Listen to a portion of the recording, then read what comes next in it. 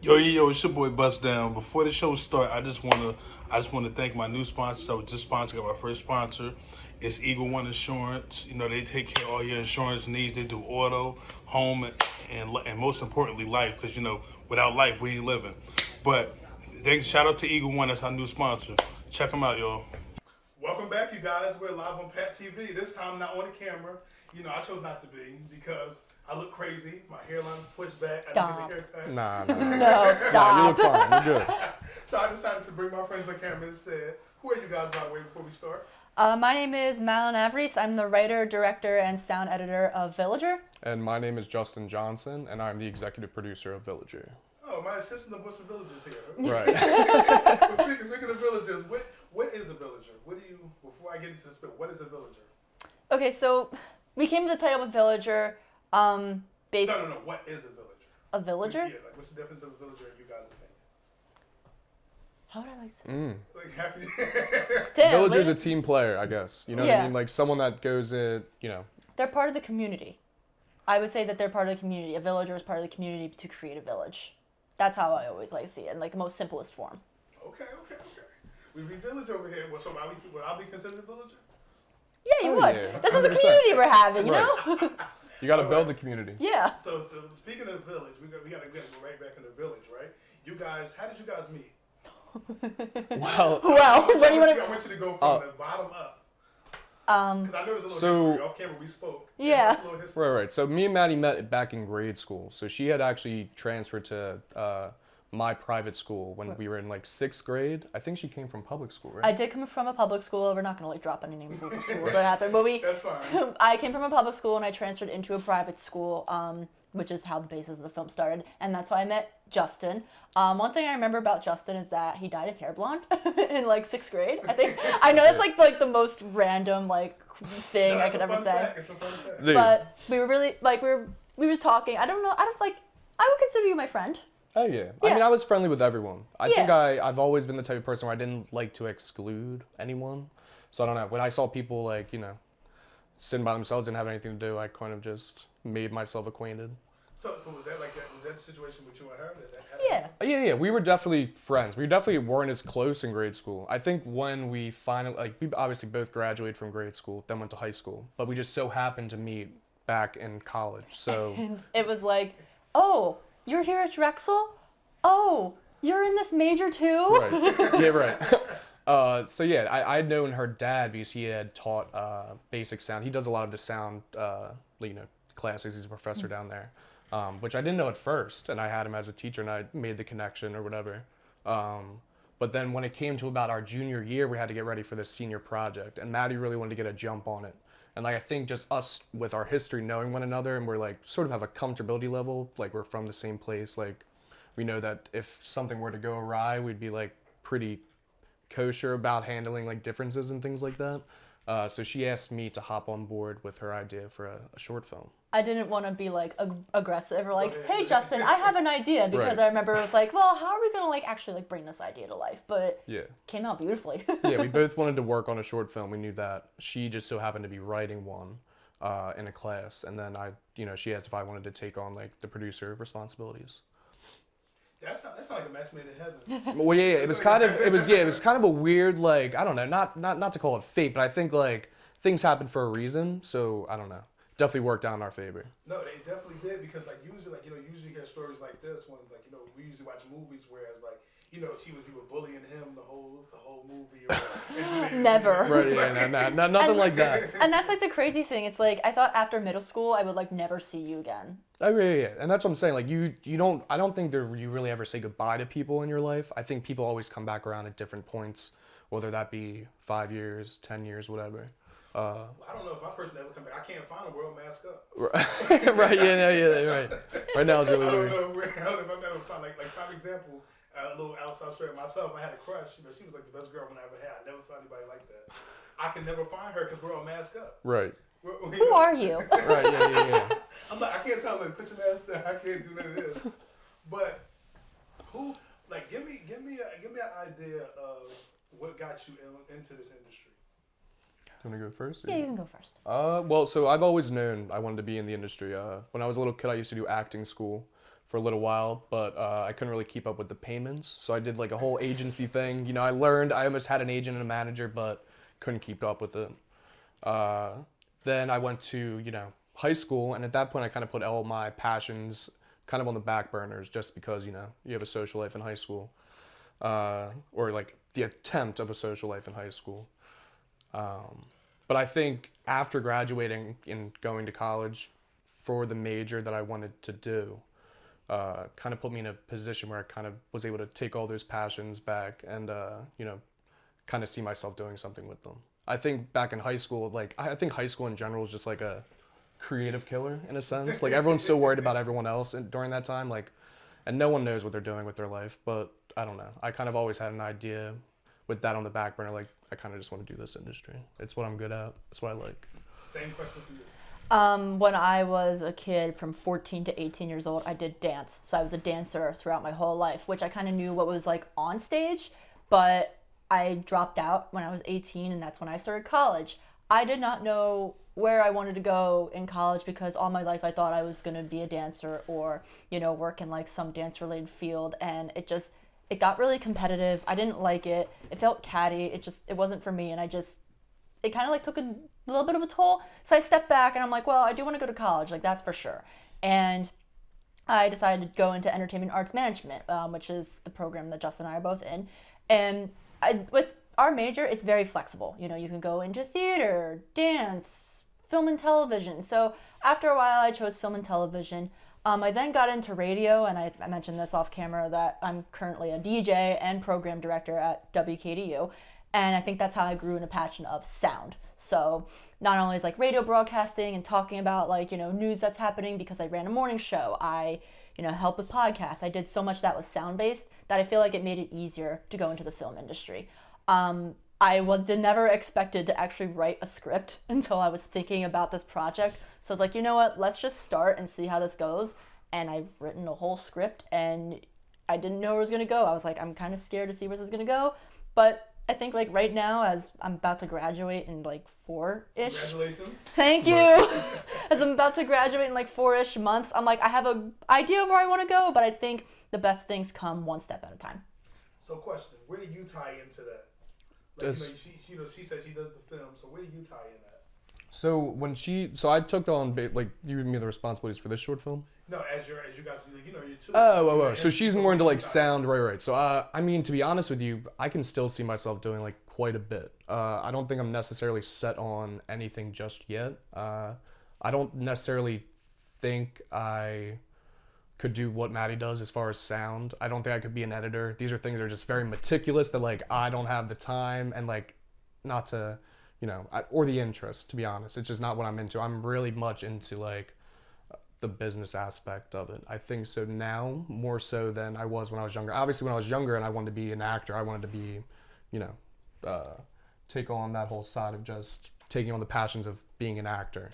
I think now it's a little bit different, and I'm trying to establish some sort of career for myself that it's not going to be like, you know, I don't want to be a struggling actor per se. You know what I mean? So, you know, with our major, like she was kind of saying, it's a double sword because you get the business side and then you kind of pick your creative concentration. So I've picked film and TV just because I've always had the interest. And speaking of film and TV, I know as a filmmaker for yourself, what are certain shows or movies that you study to say I want to do like not to steal their idea, but to like create a blueprint on your show or a movie, whatever you're creating at the time?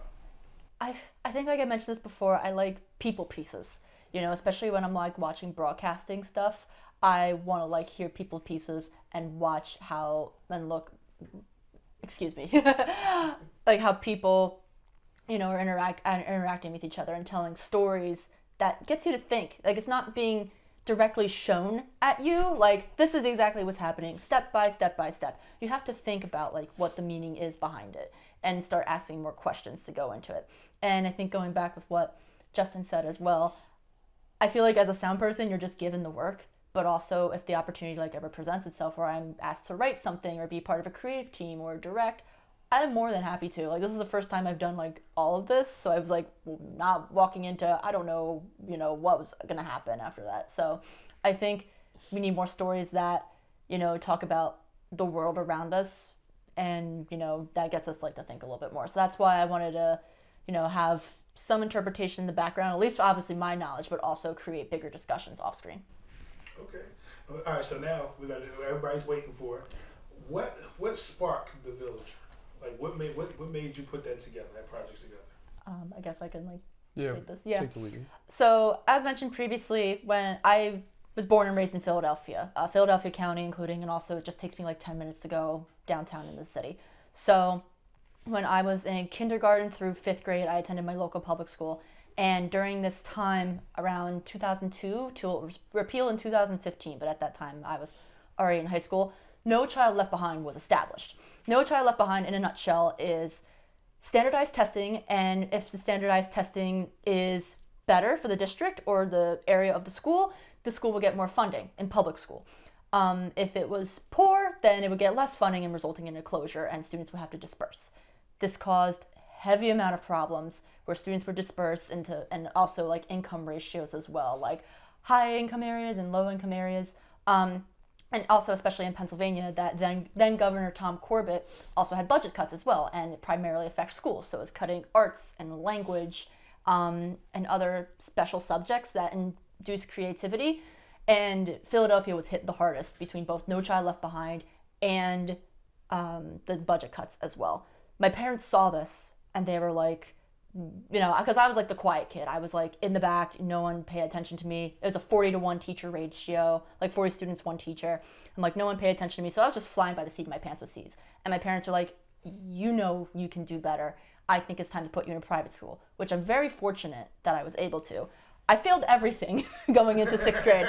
I failed everything. I failed English. I failed science. I failed religion. I don't know how you failed religion because it was a private Catholic school. And not only...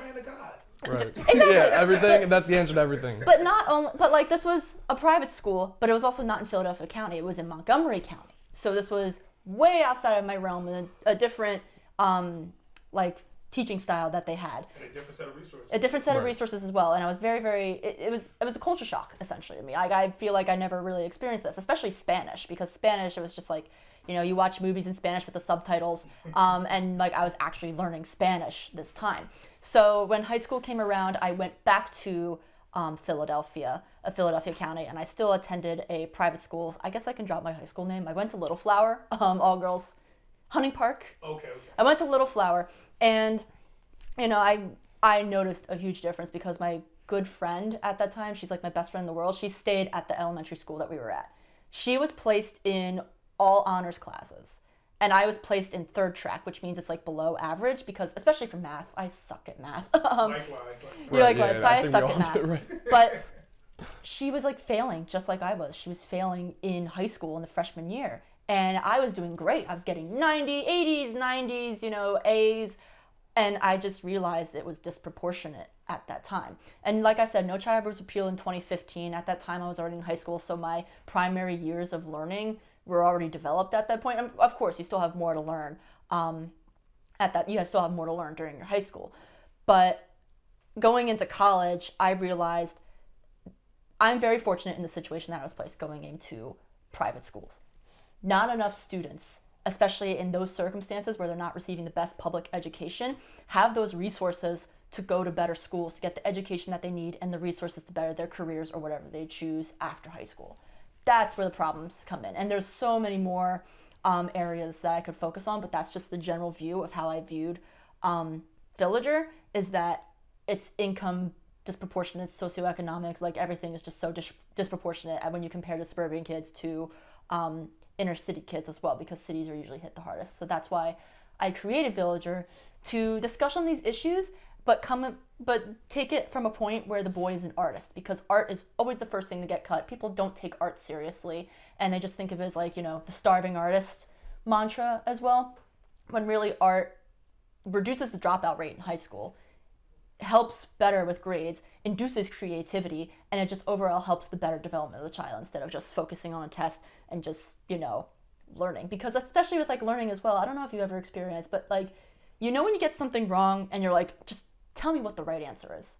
that's ingrained with No Child Left Behind. You always had to know what the right answer was instead of Right, actually and that's why I learning. think that's another thing. We were always being, well, I mean, I think I may have even been like this just in general. I was always learning for the test. I was never learning for like, you know what I mean? Like nothing ever really stuck. But truth be told, that's what kind of I think that was embedded in us. I think that's all because we were taught to memorize.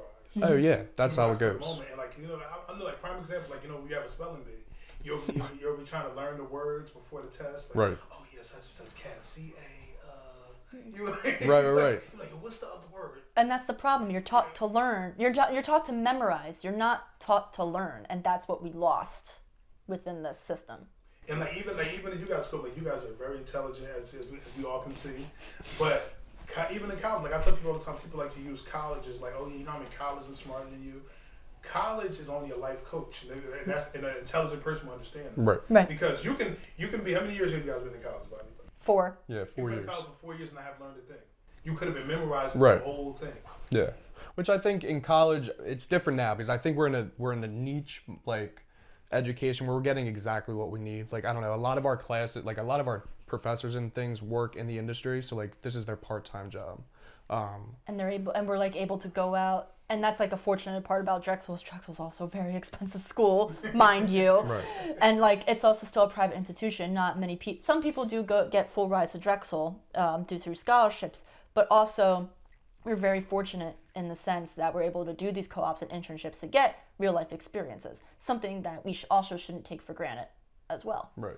And I think that's probably the biggest like reward from like being in our major, at least. I mean, I don't think there's any sort of college like ours anywhere else. It's I don't very think so either. it's very specific, and especially like for someone like me that kind of has a sort of specific career path I want to take, it was perfect for me. Now let's stay on this, right? Right. So, what kind of guests do you cast on that shit? Like, who do you cast? Like, what are the people? Like men, women, like how many people are on the set? So we had a pretty small cast. So we really, obviously with Maddie writing the script, she had wrote 4 characters. Yeah, I wanted to keep it small, obviously for the constraints of the senior project, but also it's a 4-character cast. Right. So we have 1 child actor. He's a sweetheart. He's such An a actor sweetheart. playing his mother, a teacher, and then an artist. So although we have a small cast, we're going to be using a lot of like movie magic at the end of the day because we have like school scenes, park scenes, and shooting within a pandemic, obviously we couldn't have a full cast necessarily. It was a lot harder to secure places to shoot, and then on top of that, have precautionary measures put in place, just because that's the way it was set for our college. Or I mean, well, not just for our college, obviously that Just in general. in general, there's just a lot that has to go into it. So, what would you categorize the genre of this movie? Like, what would you say? Would it be comedy? When I'm just not comedy, I'm talking about serious stuff, but like, I'm just throwing it out there. Like, what would you like categorize it under? I would we were asked this question before, but because we have a faculty advisor to help us guys through this project. Right. We would categorize it as a social justice film. There's probably like a better term for that, but overall it's a social justice film, and especially when we premiere this, we wanted to make it a charity event as well. I think it's more of like it's highlighting a social issue through like a creative, story. So obviously, I think on one hand it is very much like it's highlighting a social issue, but it is a creative story. It's an art story. Okay. But yeah. Yeah. We can say That sounds about right. Right. So, is this now? What audience are you trying to reach exactly? Trying to reach everybody. Obviously, I think the younger kids wouldn't understand it, but especially college age students as they grow and give birth to the next generation, current parents, current adults, and educators, parents. The connection of this tree grows so much, so that's why I feel like we're trying to reach everybody, because a lot of the problems that we face in today's society stem from education. You can trace it back to what students are being taught. And also what their history is, what students are being taught, and just the overall culture as well. Now, this might go to you. How do we go out pushing this product out? Is it out or is it in production? So we're in post-production Yes. right now. So we're basically in the editing phase, putting everything together. We still have 1 more epilogue scene we had to film. We're going to be doing that by the end of the month, but we'll be shooting at the art museum. That's going to be a cool thing. That kind of wraps up the story itself. But I think as far as getting it out, obviously going to a creative arts college, there's tons of people and resources that we were able to use to be sort of advertise our short film. We're gonna have a premiere sometime in May, probably May. Yeah. Oh, of course, 100%. Yeah, no, definitely. All of you are invited. Everyone is invited. It's a public event. We're gonna have a lot of different, because the film's only 15 minutes or 20 minutes. We're still concising how long this will be. We want to have it sort of be an event to have like different things. So we're gonna have sort of the theme, which is, I think, like education and like creative arts, things like that, and sort of put that out to different departments at Westfall, and sort of have people bring their own stuff in and make it sort of I don't even know what. And since like a lot of what's the word for that? Like showcase. Like a showcase. And exactly. a lot of a lot of last year, because for the 2020-2021 year we were all remote, so a lot of previous college students who were graduating weren't able to premiere or showcase their works. So we could also make this as like a showcase event as well, and we can have some openers for us, and also just like a galleries that people can view as well. So make it into a whole thing. So you said like 15 minutes. So you guys should do like a sequel. Like you make like a movie, like a little village. Oh, Villager. Right. 2, 3, 4, and then when the time it gets to 10, it's a series. Right, There you go. Then they go to space. And like around the fourth movie. Right. Think about that. That's a good. No, and I think because it's 15 minutes. Right, and even if it's not something that's consistent, say with our particular character, I think this story can be told in many different locations. I think it's something that's sort of blankets, different communities. I don't know. It doesn't matter if you're from the city or the country, what your religion is. It covers so much. Right. And especially I think, as we were discussing before, other aspects go into this, like charter schools, or what's the term? Ava had the term for it, where you went to another. Magnet schools. Magnet schools. Oh, right. Apply to. Yeah, where you have to apply for these schools, or like, don't you want to go to like a better school that's not over there, and they would bring you to a better school, and they would just let that other school, like their local school, rot. Right. That's another issue as well. Right, but I think at the end of the day, it kind of highlights a story that like I think everyone in their life at one point or another wasn't really sure what they were going to do with themselves, and obviously this is a story not necessarily pointed through the point of view of a child, but it's about a child. So like a child thinks like the world's ending no matter what. Like little things happen and like they think their life is over. But I think as a child, it's a very real feeling to think like, am I going to amount to anything? Like what can I do in like 5 years, 10 years from now? So I don't know. I think people can relate on that aspect. So I want you guys to do me a favor. I want you to send a message. I want you to look at the camera. I want you to send a message out to the kids in high school like you guys who thought their dreams wasn't possible. I want you to send a brief message to them stating what you said to me, but in simpler terms, like you can do it, like basically like uplifting message to the people. 100%. So I think anyone that has their dreams, shoot for the stars. Don't let anyone, tell you cannot do something, because those people, there's going to be the people that support you, and there's going to be people that do not. And whether, people support you or not, your life moves on either way. So that's what I got. Don't stop. If you have an idea, keep pushing forward. If you are so worried about your own successes, there are other people behind you that are intimidated by that success, or they're watching you grow. There's people that are doing probably more than you, people doing, less than you. You are fine wherever you're at. Keep pushing forward. I like that. I got a couple more for you, and then we're gonna close this up. You got. Yeah. What do you signify as success? Like, what is success to you? Does it mean money? Like, what does success mean to you? Does it mean like you excelling in your field? That's a great. Well, as fellow I don't think money. I've ever been asked that question before. You see how it just Right. No, I don't think money buys you happiness, but I think it buys you comfort. So I don't know. Success for me is, I think I'd rather, when one day I'm gonna croak, I'd rather my success would be like be remembered after I die, as opposed to like just being rich. I feel like success, when you realize you're successful, it comes to you when you're least expecting it.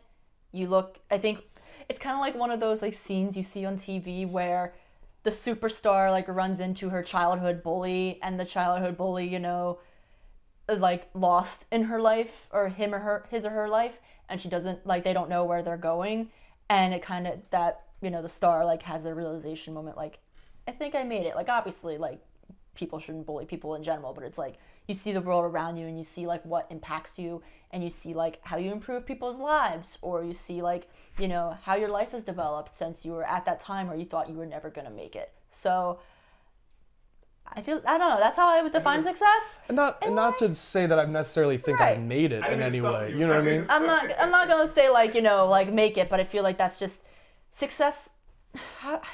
Again, I don't know like how I'm like defining this, but it's just like you take it one step at a time. You don't get in over your head, you don't get under your head, because if you get under your head, you're going to fail. If you get over your head, you're going to just be pompous.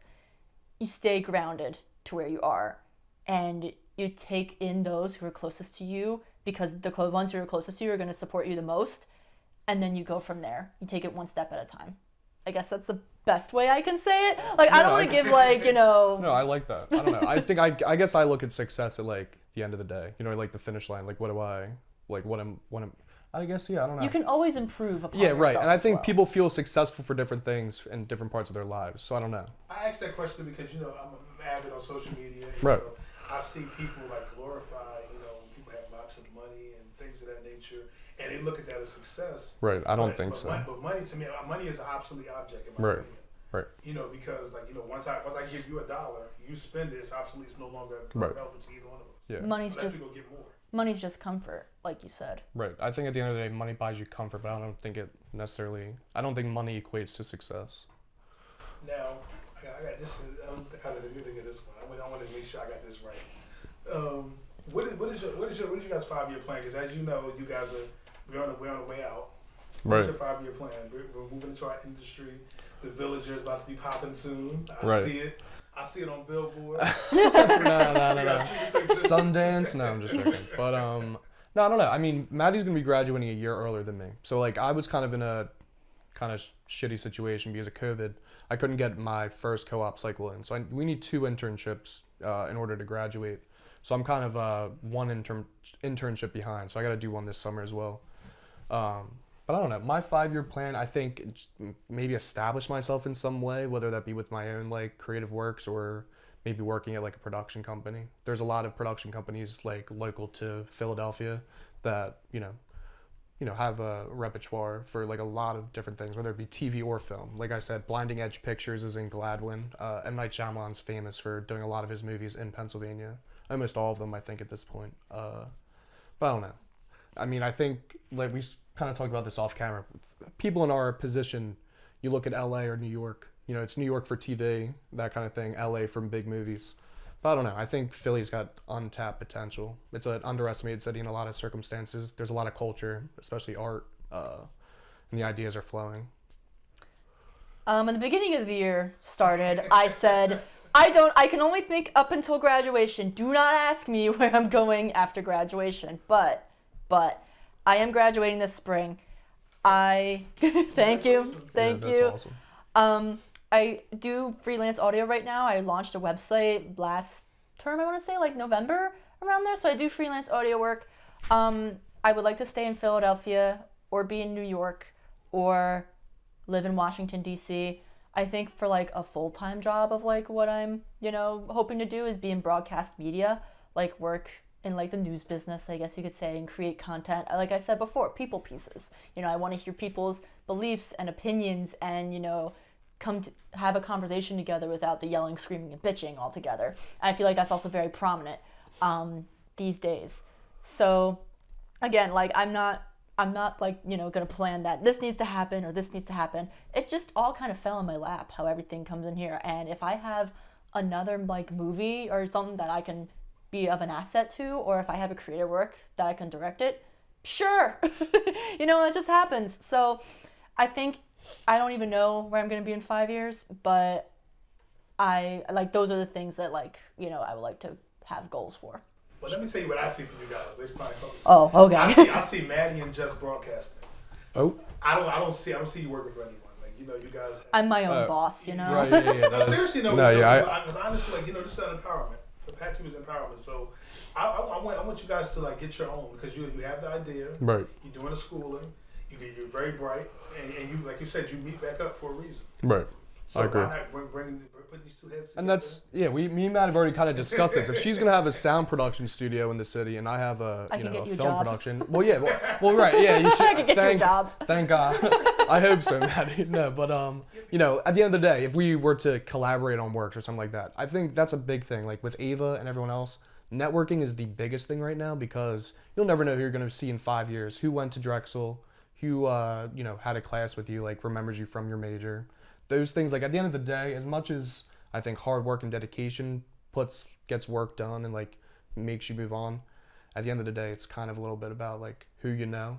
And there's always going to be like, if I'm getting interviewed by someone I went to college with, you know what I'm saying? It's kind of like between me and him. I mean, obviously a resume is a resume, but you have a connection with someone, you have an idea of who this person is, you're more comfortable with them. And that's pretty much how I got all my jobs. Like, Right. Because I may not have the paperwork behind me. Right? So I'm in school now. Like I'm actually 31. Right. So that's like with me, like I don't have paper, but I can speak very well. Right. And usually, like I'm usually like overqualified. A lot of people in there, but it doesn't show due to the paperwork.